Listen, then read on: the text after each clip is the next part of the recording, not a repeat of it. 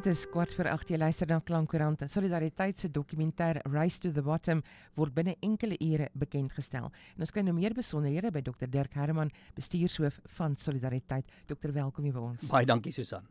Dirk, die dokumentêr se bekendstelling volg ure nadat die Amerikaanse president Donald Trump aangekondig het dat Amerika geen verteenwoordigers na die G20-beraad wat later die maand in Johannesburg plaasvind, sal stuur nie. Wat is jou reaksie op Trump se aankondiging? Wel, hy het dit baie duidelik gemaak al oor 'n baie lang tydperk dat daar sekere beleidsrigtings in Suid-Afrika is wat herstel moet word. En dit is eintlik baie billike punte.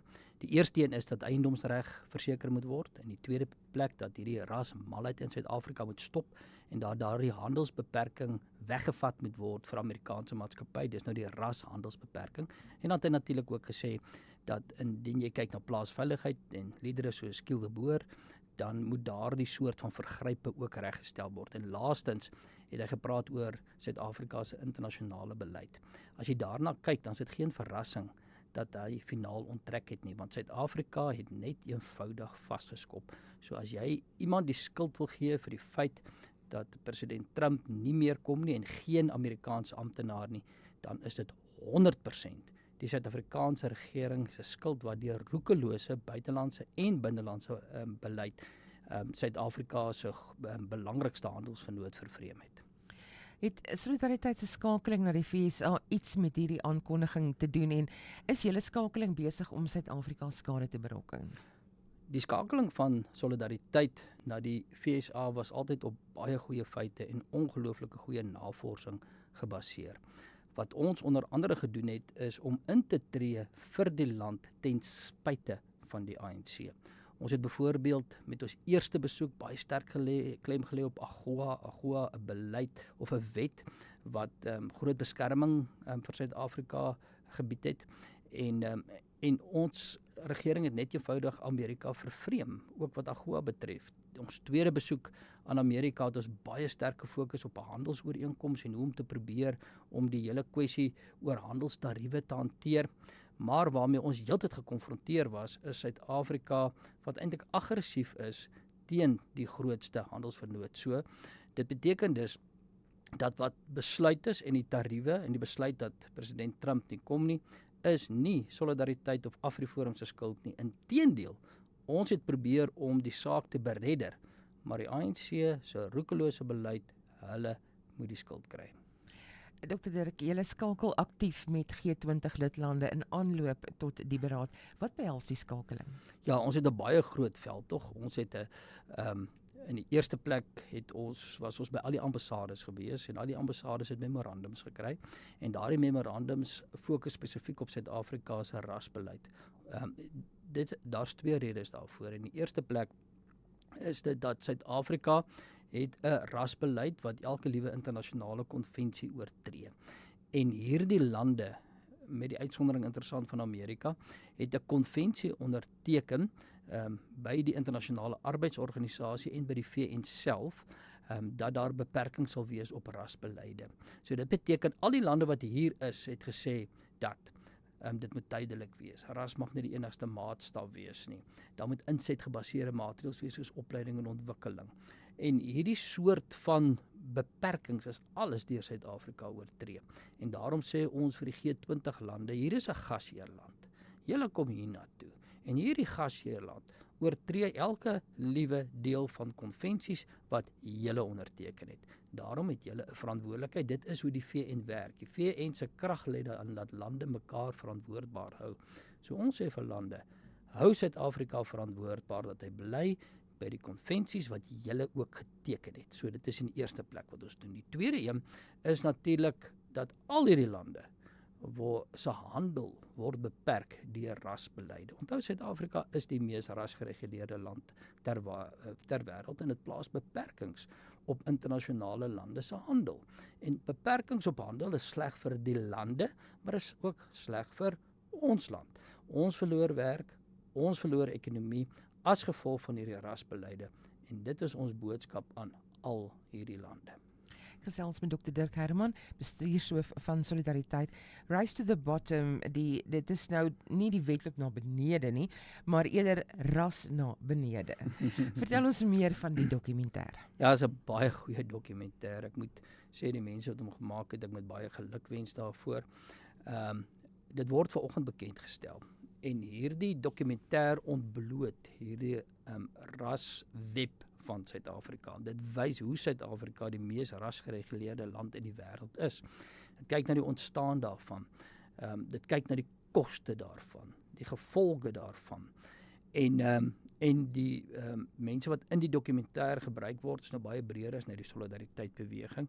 Dit is ook uit swart en bruin gemeenskappe wat sê hoe word hierdie beleid eintlik misbruik deur 'n klein groepie elite en die koste daarvan vir elke liewe een van ons. Natuurlik vir wit Suid-Afrikaners, bruin Suid-Afrikaners, Indiër Suid-Afrikaners wat minderhede is, maar ook vir die meerderheid.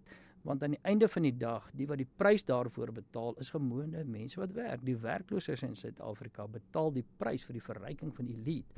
En hierdie dokumentêr stel dit nou vir die eerste keer behoorlik aan die wêreld bekend. Dit wys vir die wêreld dat ons is nie die werkland van Nelson Mandela na 94 nie. Dit wys vir die wêreld dat ons 'n harde, rasgereguleerde land geword het tot groot nadeel van almal. So dit gaan 'n aangrypende dokumentêr wees. Is regtig baie goed gedoen. Dis goed nagevors en wat ons sê daarna gaan die ras keiser kaal wees. Dirk, en wat is julle doel met hierdie dokumentêr? Ons wil vir die wêreld wys wat op die oomblik in Suid-Afrika aan die gang is. Die wêreld moet weet. Op hierdie stadium of tot redelik onlangs was daar hierdie idee dat Suid-Afrika is hierdie mooi liberale grondwet wat streef na gelykheid en inklusiwiteit en al hierdie mooi diverse woorde, goedjies wat jy eintlik nie teen kan stry nie. Woordjies soos regstellende aksie en bemagtiging ensovoorts. Maar onder hierdie mooi woorde en mooi idioom is 'n harde rasomgewing.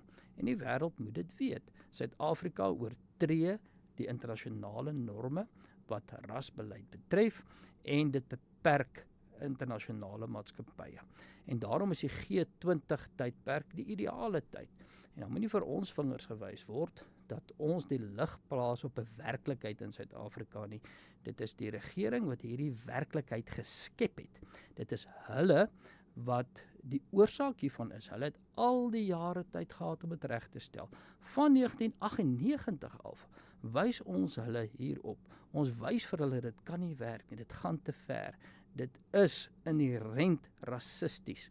Ons het al hofsaake hieroor gehad. Ons het al memorandums geskryf. Ons was al vir vele kere in die parlement. Ons het al vir die minister geskryf. Ons was al in die buiteland. Ons het al 'n skikking met die regering gehad. Ons het alles moontlik gedoen intern om dit reg te stel. Die regering het eintlik al hoe erger geword. En dan kan hulle nie nou sê, maar o gats, hier kom die wêreld, hulle gaan kyk wat ons doen. Julle moet asseblief nie vir die wêreld wys wat ons aangevang het nie. Dis hulle wat dit aangevang het, die regering, dit is die hulle waarvan ek praat, en dit is die regering wat tot gevolg het dat alle Suid-Afrikaners ongelooflik swaar kry, behalwe 'n klein groepie elite.